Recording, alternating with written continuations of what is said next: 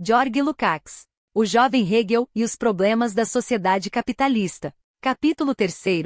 Fundamentação e defesa do idealismo objetivo. Iena, 1801 a 1804. 6. O trabalho e o problema da teleologia. Antes de prosseguir para uma análise mais detalhada das visões econômicas de Hegel, é preciso considerar um problema de significado especial, que desempenhou papel decisivo na filosofia clássica alemã e se conecta àqueles momentos em que, como mostrou Lenin, Hegel se tornou precursor do materialismo histórico. É especialmente importante notar, para a história da filosofia, que a formulação nova e fecunda dada por Hegel não surgiu por acaso. Ela brota de seus estudos sobre os problemas da economia moderna. Trata-se do problema da teleologia, isto é, da definição correta da categoria de finalidade, tomada exatamente como categoria da prática, como atividade humana. A decisão final a esse respeito foi dada por Marx. Ele define a essência do trabalho humano da seguinte forma, início da citação de Karl Marx, abre aspas. Assumimos o trabalho numa forma em que ele seja propriedade exclusiva do homem. A aranha realiza operações que lembram as de um tecelão, e a abelha, ao construir as suas células de cera, envergonha alguns arquitetos. Mas o pior arquiteto se distingue da melhor abelha desde o princípio. Antes de construir a célula de cera, ele já a construiu na cabeça. No fim do processo de trabalho, obtemos um resultado que já estava presente idealmente desde o começo, fecha aspas. Marx não limita essa determinação ao metabolismo entre o homem e a natureza, aplica-a a toda a esfera da prática humana, especialmente a atividade econômica. Sobre a relação entre produção e consumo, ele acrescenta, início da citação de Karl Marx, abre aspas, o consumo cria a atração para a produção, cria também o objeto que, como fim, atua de modo decisivo no processo produtivo. E se é claro que a produção entrega ao consumo o objeto em sua forma atual, também é claro que o consumo considera idealmente o sujeito da produção como imagem interna, como necessidade, como atração e como meta, fecha aspas. Na filosofia dos tempos modernos, o problema do fim permaneceu inexplicado. O idealismo projetou o objetivo para dentro da natureza e procurou seu portador em Deus. Era Deus quem criara o mundo e cuidava, direta ou indiretamente, para que os fins por ele estabelecidos se realizassem na natureza e na sociedade.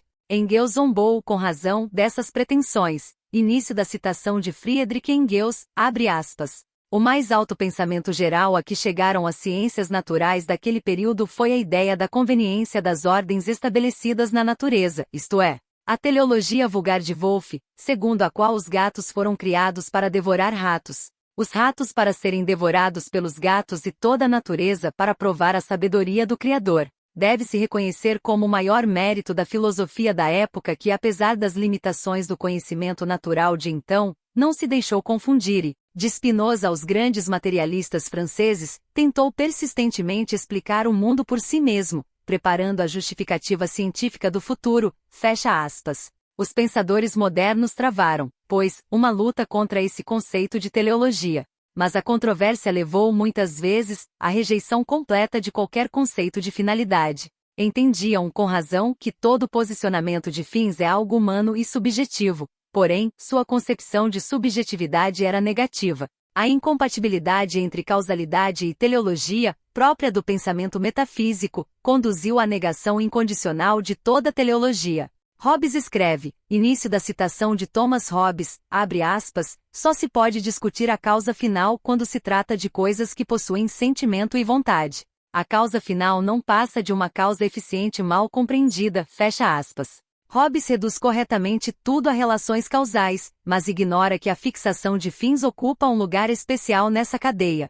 A posição de Spinoza é próxima da de Hobbes, início da citação de Baruch Spinoza, abre aspas. É fácil mostrar que a natureza não tem quaisquer fins, que todas as causas finais são invenções humanas. Essa doutrina do fim perverte a natureza, toma por ação o que é causa e faz subsequente o que é por natureza anterior, fecha aspas. Spinoza vê que os fins têm papel importante na atividade humana, mas como Hobbes, considera tudo aparência subjetiva. A afirmação correta do domínio da causalidade reduz, então, a zero a dialética específica da atividade humana que Marx revelará depois. Spinoza diz ainda sobre os homens, início da citação de Baruch Spinoza, abre aspas, a razão que é chamada final não é senão o desejo humano. quando considerado como causa primeira de uma coisa. Quando dizemos que a habitação foi a causa final de uma casa, queremos dizer apenas que ao imaginar o conforto de ali viver, o homem desejou construí-la. Assim, a habitação, enquanto causa final, nada mais é do que um desejo particular que, de fato, constitui a causa eficiente. É chamada final porque os homens ignoram as verdadeiras razões de seus impulsos, fecha aspas. A fraqueza aqui está em, insistindo corretamente na causalidade dos desejos, perder a dialética específica da fixação de fins no trabalho, reduzindo-a à simples pulsão. Na filosofia clássica alemã, o problema da teleologia foi recolocado de modo novo, avançando em direção à dialética em nível mais alto. Esse movimento remonta a Kant. Ele reintroduz o conceito de finalidade em 3 terrenos. Primeiro, na moral, a pessoa como fim em si. Essa doutrina ergue-se contra o tratamento feudal absolutista do homem e traz, idealisticamente, o clima da Revolução Francesa, porém, objetiva e metodologicamente, reabre o abismo entre natureza e liberdade. Sempre que Kant e Fichte tentam conectar o mundo da pura moralidade com a realidade objetiva, recaem na velha teleologia. Hegel anota, início da citação de Georg Wilhelm Friedrich Hegel, abre aspas, a velha teleologia correlacionava a natureza, que existe em unidade, com fins contidos no tronco dessa unidade. Cada unidade foi, assim, confiada em função de outra. A teleologia de Fichte descreve a natureza como algo que existe em benefício de outra coisa, a saber, para liberar a arena dos seres livres para sua atividade, transformando a natureza em ruínas sobre as quais esses seres se elevam para cumprir o seu propósito, fecha aspas. Hegel reconhece, com Voltaire, a força da crítica empírica que ridiculariza a mistura não filosófica de ideia e fenômeno na antiga teleologia. A segunda reinserção kantiana ocorre na estética, a obra de arte como finalidade sem fim. Schiller desenvolve essa ideia em direção ao idealismo objetivo. Ela repercute em Schelling e influirá na estética de Hegel. A terceira tentativa aparece na crítica da faculdade de julgar, quando Kant busca definir filosoficamente a vida orgânica. Ele enfrenta a antinomia. Por um lado, a natureza está totalmente sob causalidade. Por outro, a ciência nascente dos organismos mostra que o velho aparato mecânico é insuficiente. Kant absolutiza a incapacidade de resolver a questão e a erige em limite do conhecimento humano. Ele escreve, início da citação de Immanuel Kant, abre aspas. Seria ridículo esperar um Newton que explicasse apenas por leis mecânicas a produção até de uma simples folha de grama, fecha aspas. Metade de século depois, Darwin mostrará o contrário. Kant, contudo, limita a finalidade ao uso regulativo da faculdade de julgar. A realidade objetiva permanece sob categorias mecânicas constitutivas. Apesar do agnosticismo, a crítica da faculdade de julgar prepara a passagem para a dialética, põe problemas centrais, ainda que de forma inadequada, e denuncia os limites do pensamento metafísico. Kant justifica o uso regulativo da finalidade pela estrutura de nossa razão, que vai do geral ao particular e requer unidade no múltiplo aleatório. Em contraponto, esboça a ideia de outra razão possível, início da citação de Immanuel Kant, abre aspas, uma razão intuitiva com espontaneidade completa da intuição, que não vai do geral ao particular, fecha aspas. O programa de superação do metafísico está dado, Goethe e Schelling o acolhem, desconsiderando as fronteiras kantianas. Engels observa que em Kant e Hegel, a noção de finalidade interna protesta contra o dualismo. O mecanismo aplicado à vida é desamparado, no melhor caso. Fala-se de química, e mesmo assim o objetivo interno permanece determinação ideológica. O passo decisivo, porém, é de Hegel, que liga a teleologia ao trabalho. É aqui que ele introduz o uso de ferramentas. Em sua forma madura, nas palestras de 1805 a 1806, afirma, início da citação de Georg Wilhelm Friedrich Hegel, abre aspas. A consciência externa encontra, no objeto desejável, um meio de satisfação. Na ferramenta ou na terra cultivada, possui a possibilidade como conteúdo universal. A ferramenta, os meios, são superiores ao objetivo da concupiscência, ao objetivo do indivíduo. A ferramenta abarca toda a individualidade. Mas a ferramenta ainda não possui atividade em si, é coisa inerte, não retorna a si. É preciso trabalhar com ela. Interponho uma astúcia entre mim e a coisa externa para me poupar, resguardar a minha certeza e usá-la. Permaneço alma dessa conclusão e a atividade fica do meu lado. Contudo, economizo apenas quantitativamente, ainda esfrego calos. Tornar-me coisa é momento necessário, a motivação ainda não está nas coisas. É preciso investir atividade na ferramenta e, ao mesmo tempo, fazer com que a própria atividade da natureza, a elasticidade da mola, a força da água, o vento, seja usada de tal modo que na sua existência sensível, realize algo completamente diverso do que faria por si. Seu fazer cego torna-se apropriado, opondo-se a si mesmo, o comportamento racional da natureza, suas leis, em sua exterioridade. Nada acontece à natureza em si, os objetivos individuais do ser natural são elevados à universalidade. Aqui o impulso trabalha sem trabalho, deixa a natureza sofrer, observa com calma e com pouco esforço, governa o todo, eis a astúcia. A força mais vasta é atacada pelo ponto agudo do ardil. Para a astúcia, é questão de honra aproveitar a força cega e voltá-la contra si própria, fecha aspas. Hegel acrescenta em nota, início da citação de Georg Wilhelm Friedrich Hegel, abre aspas, o vento, a corrente poderosa, os oceanos, subjugados, arados. Não é preciso reverência diante disso, miserável é a sensibilidade que se agarra ao singular, fecha aspas. A importância filosófica é decisiva. A análise concreta da dialética do trabalho humano dissolve a antinomia entre causalidade e teleologia. Mostra o lugar concreto da fixação consciente de fins dentro da conexão causal sem destruí-la nem ultrapassá-la, e sem apelar a princípios transcendentais. Que a fixação de fins seja, ela mesma, causalmente determinada, como já notara Spinoza, é correto, mas isso não anula sua especificidade teleológica. Em Hegel, o processo de trabalho parte de necessidades. Todas as melhorias se explicam por razões sociais e pelo esforço humano para satisfazê-las. Daí resulta que o alcance do conhecimento causal da natureza é condicionado pelos fins que o homem se põe no trabalho. Aprende-se causalidade para constranger a natureza a trabalhar para nós. Pela determinação teleológica, os objetos recebem novas formas e funções. As forças naturais adquirem outras direções e modos de manifestação, além dos que teriam sem intervenção humana. Contudo, essas novas funções são novas e não novas. O homem utiliza a atividade própria da natureza, não lhe acrescenta essência nem altera suas leis, mas, com a ideia de fim, extrai possibilidades de ação antes desconhecidas ou apenas casuais. Assim, a antinomia causalidade, teleologia revela-se contradição dialética real, inscrita no movimento da objetividade. Hegel supera aqui seus predecessores, dá o primeiro passo rumo à compreensão filosófica da relação e da interação entre homem e natureza. Kant e Fichte mantinham o dualismo, a natureza como campo passivo ou mero limite. A prática torna-se, assim, moralidade abstrata, gerando o mal infinito do progresso sem fim. Schelling tentou objetivar disposições kantianas, mas de modo abstrato, com traços místicos, permanecendo preso a Kant. Ele concebe o universo como único processo de atividade, sendo a da natureza inconsciente e a humana consciente. Mas não ofereceu ciência da produção inconsciente da natureza, substituiu-a por esboços espirituosos. E não concretizou a atividade consciente senão na arte, convertida em analogia para a intuição intelectual, mantendo o progresso sem fim.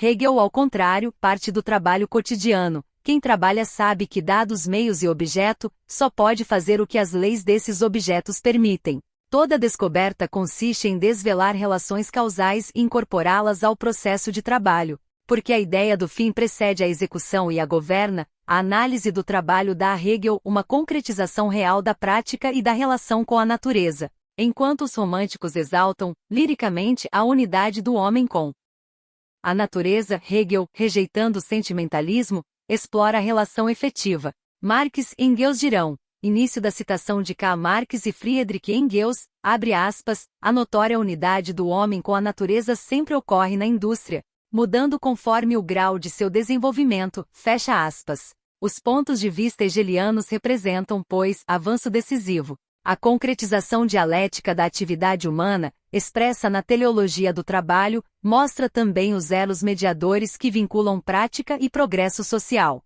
Em qualquer teleologia antiga surge a hierarquia fins-meios. Posta metafisicamente, ela opõe brutalmente ambos, e como o fim é ideal, o idealismo o coloca acima dos meios.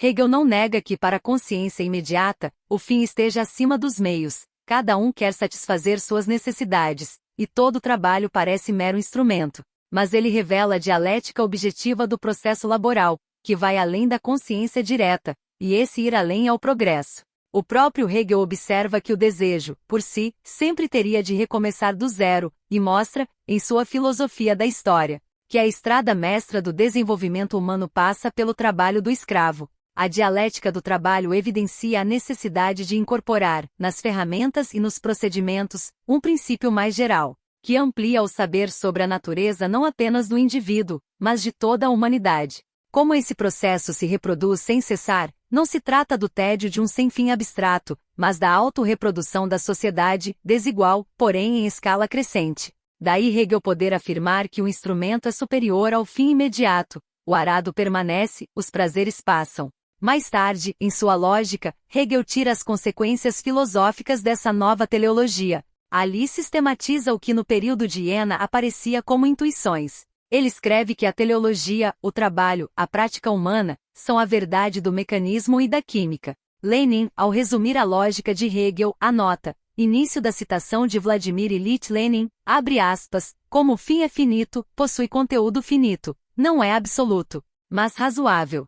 O meio é o termo médio externo do silogismo que realiza o fim. Nele, a razão aparece como tal, retendo-se nesse outro e através dessa aparência. Por isso, o meio é algo maior do que os fins da conveniência externa, o arado é mais respeitável do que os prazeres imediatos que ele prepara. O instrumento se preserva, enquanto os prazeres passam e são esquecidos.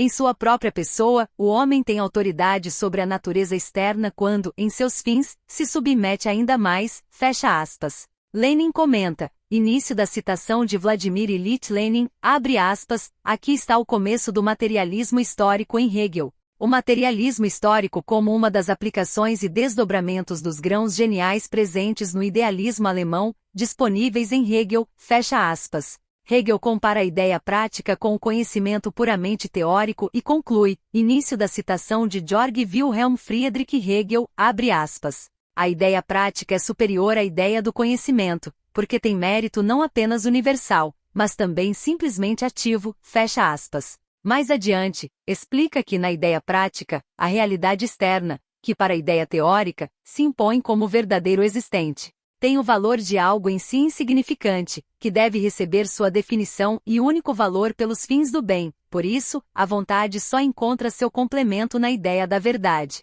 Lenin observa, início da citação de Vladimir Ilyich Lenin, abre aspas, a epistemologia depara com um ser verdadeiro independente das opiniões subjetivas. Puro materialismo. A vontade, porém, impede a realização do fim quando se separa do conhecimento e não reconhece a realidade externa como verdadeiramente existente. É necessária a unidade de conhecimento e prática, fecha aspas. Esse novo conceito de prática, cuja forma inicial é a atividade econômica do trabalho, remove a cisão mecânica entre teoria e prática, típica do idealismo subjetivo, e estabelece uma conexão objetiva entre ação humana e realidade. Ao mesmo tempo, ilumina categorias centrais da dialética, liberdade e necessidade, acaso e necessidade. Hegel extrai essas determinações da mesma fonte de que extraiu sua teleologia, a análise econômica. Ele sabia que é na esfera econômica que as categorias de atividade se refletem com maior clareza. Assim, a liberdade e a necessidade ganham concretude porque são consideradas no quadro sócio-histórico. A partir da individualidade de cada agente, compreendida com as categorias da economia política clássica, resulta o movimento do todo social. Na filosofia do direito, ele diz que a arbitrariedade fervilhante gera determinações universais e que os fatos dispersos são regidos por necessidade que se destaca por si. Encontrar essa necessidade é tarefa da economia política, ciência que diante de muitos acidentes busca leis, como no sistema planetário, onde os movimentos parecem irregulares aos olhos, mas obedecem a leis. No centro da filosofia posterior da história hegeliana estão as astúcias da razão, traduzidas prosaicamente, embora os homens façam sua própria história, e o mecanismo real dos acontecimentos deva ser buscado em suas paixões e aspirações egoístas. O conjunto revela algo diferente do que quiseram. Esse outro não é acidental, é onde a regularidade histórica se manifesta.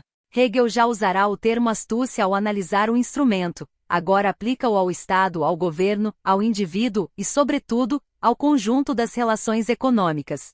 Ele escreve, em 1805 a 1806, que o Estado precisa suportar deboches e quedas, é uma astúcia. E acrescenta, início da citação de Georg Wilhelm Friedrich Hegel, abre aspas, o ardil do governo é permitir que os demais ajam por seu próprio interesse. A mente do comerciante sabe que o principal neste mundo é o benefício, e converter esse benefício em interesse do país, fazendo-o retornar, fecha aspas. Noutra margem nota, início da citação de Georg Wilhelm Friedrich Hegel, abre aspas, não é a artificialidade da violência legislativa, mas conceder livremente a necessidade. O ardil consiste em permitir que o indivíduo singular atue por si, e que essa ação flua para a espiritualidade universal que se reflete em si. A razão do povo é tão inteligente quanto razoáveis forem as suas instituições, fecha aspas. Duas tendências aparecem, o ardil do governo em face do automovimento econômico, e o ardil da razão que se exprime nesse automovimento, regulando sem lei a produção e a reprodução da sociedade capitalista. Quanto ao papel do tirano e das grandes personalidades, as personalidades históricas do mundo, Hegel subordina sobriamente sua ação às tarefas objetivas postas pelas condições do desenvolvimento. Reconhece o acaso na escolha dos indivíduos chamados a cumprir tais funções. Mais tarde, Engels precisará, materialistamente, a dialética de acaso e necessidade, combatendo vulgarizações mecanicistas que expulsam a atividade individual da história. Ele escreve a Borgios que a aparição desta ou daquela grande pessoa é acaso, mas, se suprimida, a necessidade produzirá substituto. Quando um tipo é requerido, ele surge. César, Augusto, Cromwell. A ignorância da luta de classes, porém, foi o limite decisivo que impediu Hegel de estender, de maneira verdadeira e concreta, suas visões sobre necessidade e acaso a todo o curso da história. Em sua filosofia, os estados surgem como indivíduos. Por trás deles, ele entrevê condições históricas, mas não deduz consequências metodológicas. A história aparece como luta pelo predomínio entre povos e estados. Hegel interpreta a guerra sobriamente, embora com certa reavaliação napoleônica. Polemiza com a utopia kantiana da paz perpétua e observa a relatividade entre ofensiva e defensiva. Cada lado diz defender-se. Em um ensaio sobre a Constituição, anota que cada parte invoca o direito e acusa a outra de violá-lo. Ambos têm razão, pois os direitos se enfrentam. A conclusão é que as guerras são, diretamente, lutas pelo predomínio, e o espírito do mundo se põe à frente dos exércitos mais poderosos. Os ideólogos do imperialismo tentarão transformar esse realismo em apologia da política de poder, esquecendo duas coisas. Primeiro, que para Hegel, a superioridade estatal não cai do céu nem é obra de um gênio, ela se media por condições sociais que ele buscou revelar, como na comparação entre França e Alemanha. Segundo, que Hegel é ideólogo de um período revolucionário, o da constituição das grandes nações modernas, e representa esse processo como progressivo,